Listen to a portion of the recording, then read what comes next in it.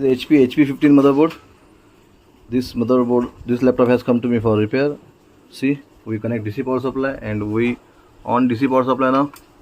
After power on, it's taken 0.007 standby amp.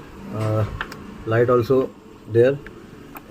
And when we switch motherboard with the help of negative switch, see, it's taken 0.047 amp. This is indicate that board is not powered on fully. S4 stage, S3 stage is there, but S0 stage is missing.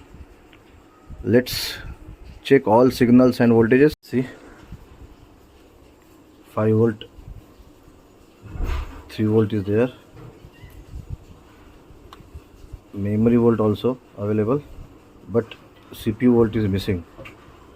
This is clearly indicate that S3, S4 stage is complete, but S0 stage is not powered on.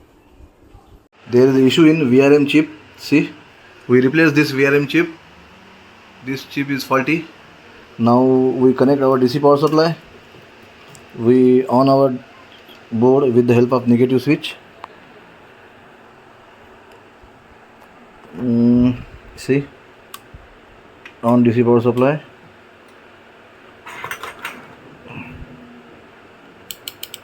Power on. Before it there is no CPU voltage. See, CPU voltage is there, 0.07 volt, and we connect our pen drive. Pen drive light is there also. Display is coming in motherboard and 170 amp. This case study of HP laptop, HP 15 laptop is done now. This laptop is now ready. Thank you. We always check pen drive light.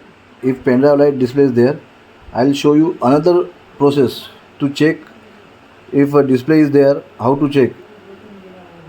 There is USB connection to our CRO DSO. See, and we on the power supply.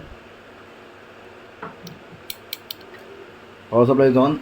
If there is written successfully connected to the computer, then display is also coming in our system. See, light is there, and this is another method with the help of CRO to find out display is in our motherboard or not. Thank you.